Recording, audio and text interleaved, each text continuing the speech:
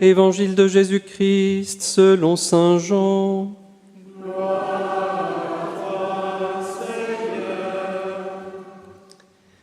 Voici le témoignage de Jean le Baptiste, quand les Juifs lui envoyèrent de Jérusalem des prêtres et des Lévites pour lui demander « Qui es-tu » Il ne refusa pas de répondre.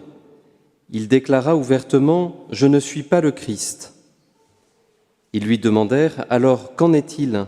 Es-tu le prophète Élie » Il répondit « Je ne le suis pas ». « Es-tu le prophète annoncé » Il répondit « Non ». Alors ils lui dirent « Qui es-tu » Il faut que nous donnions une réponse à ceux qui nous ont envoyés. Que dis-tu sur toi-même ? Il répondit « Je suis la voix de celui qui crie dans le désert. Redressez le chemin du Seigneur, comme a dit le prophète Isaïe. » Or ils avaient été envoyés de la part des pharisiens. Ils lui posèrent encore cette question « Pourquoi donc baptises-tu si tu n'es ni le Christ, ni Élie, ni le prophète ?» Jean leur répondit « Moi je baptise dans l'eau, mais au milieu de vous se tient celui que vous ne connaissez pas. C'est lui qui vient derrière moi, et je ne suis pas digne de délier la courroie de sa sandale. » Cela s'est passé à Béthanie, de l'autre côté du Jourdain, à l'endroit où Jean baptisait. Acclamons la parole de Dieu.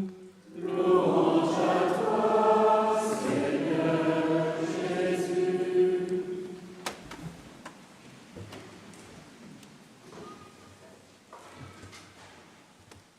À quelques jours de Noël, cet évangile et ce dialogue entre Jean-Baptiste et ses prêtres et ses lévites est assez étonnant. Étonnant d'abord parce que quand on demande à quelqu'un « Qui es-tu ?», c'est étonnant de répondre par la négative. Je ne suis pas le Christ. Je ne sais pas si on vous demandait à vous « Qui êtes-vous ?», j'imagine que vous commenceriez, comme moi d'ailleurs, par donner votre prénom, dire un petit peu qui vous êtes, ce que vous faites, peut-être votre âge. Et là, Jean, non, il commence par dire ce qu'il n'est pas. Je ne suis pas le Christ. Es-tu le prophète Élie ? Je ne le suis pas. Es-tu le prophète annoncé ? Non. Et ce dialogue et ces réponses de Jean-Baptiste dit quelque chose du mystère qu'on vient de célébrer, la nativité du Christ. Regardez que souvent, quand on pense à Dieu, on voudrait qu'il déploie sa puissance dans notre vie, qu'il enlève tout ce qui fait obstacle à nos projets et à notre volonté. On voudrait qu'il se manifeste avec puissance. Peut-être même qu'on voudrait, si on voit que notre foi est faible et fragile, qu'il puisse même se manifester très clairement. Peut-être comme Benoît Trancurel, avoir une apparition. Vous voyez, on se dit, si au moins il y a ça, je croirai sans aucune difficulté. Et pourtant, non. Et quand on regarde cet enfant dans la crèche, quel énorme fossé entre peut-être le Dieu de notre imagination, de sa toute-puissance, et ce tout petit enfant qui ne parle pas, qui ne marche pas, peut-être simplement qui gazouille. Où est la divinité de notre Seigneur dans ce tout petit enfant ? J'imagine les Juifs de l'époque qui attendent la venue du Messie. Et c'est ça le Messie ? Regardez l'imaginaire contemporain.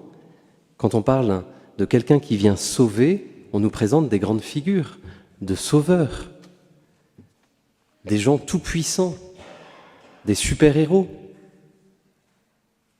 Et nous, c'est ce petit enfant qui apporte le salut, petit enfant qui va grandir humblement dans le foyer maternel.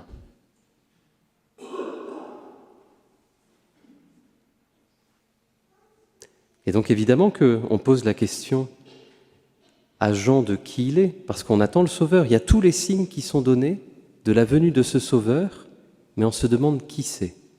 Et comme Jean-Baptiste, on lui pose la question, et voilà que Jean-Baptiste, du coup, dit ce qu'il n'est pas. Pourquoi ? Parce que, et c'est valable pour nous aussi,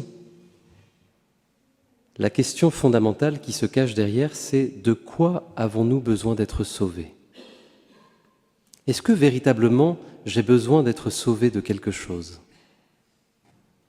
Et voyez, en répondant par ce qu'il n'est pas, eh bien Jean manifeste que lui aussi a besoin du salut. Je ne suis pas le Christ, je ne suis pas Dieu. Combien de fois nous aimerions être le Dieu de notre vie ? Combien de fois on demande à Dieu de faire notre volonté, oubliant que c'est lui, Dieu, et que nous sommes appelés, comme nous le dirons encore tout à l'heure dans la prière de notre Père, nous sommes appelés à nous mettre à l'écoute de sa volonté pour l'accomplir. Que ta volonté soit faite. Et ce que dira même Jésus au moment de la Passion, non pas ma volonté, mais la tienne.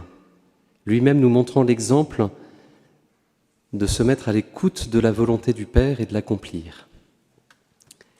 Et comment elle s'accomplit, cette volonté du Père ? Eh bien vraiment dans le salut. Et ce sanctuaire, il manifeste ici à Notre-Dame-du-Lot quelque chose du salut que nous attendons. Parce que nous voyons tous dans notre cœur que nous voulons faire le bien, nous n'y arrivons pas toujours. Nous ne voulons pas faire le mal. Combien de fois nous le faisons malgré nous ? Et on voit bien que ce paradoxe qui habite notre cœur, on a beau vouloir, on a besoin de ce Dieu d'amour. Mais voyez qu'il ne vient pas nous rendre parfaits d'un point de vue humain. Combien de fois est-ce que nous aimerions, en entrant dans ce confessionnal, ressortir en nous disant « c'était la dernière confession ».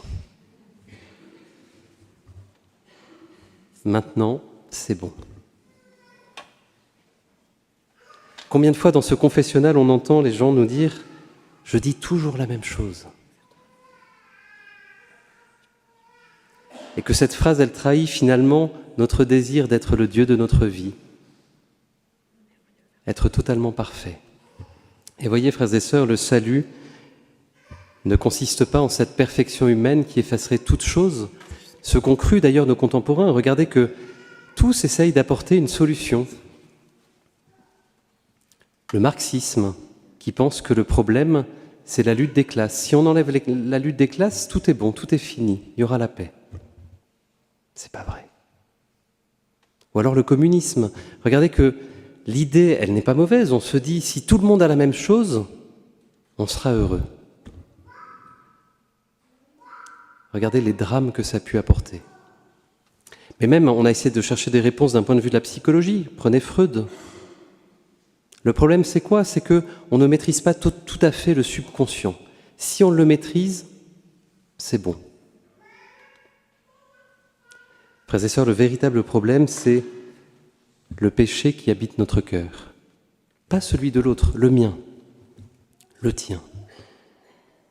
Et le véritable salut consiste en quoi ? Il consiste dans la miséricorde. Nous laisser aimer, nous laisser racheter, nous laisser pardonner tels que nous sommes. Et ceci dans la fidélité, jour après jour. Accepter de revenir autant de fois que nécessaire auprès du Seigneur pour quémander, pour supplier sa miséricorde, et qu'à chaque fois, il nous renouvelle. Et quand on regarde la vie des saints, quand on regarde même la vie de vénérables comme Benoît, on voit bien que ce n'est pas toujours simple, mais que le grand défi de la sainteté, elle est dans cette miséricorde renouvelée jour après jour.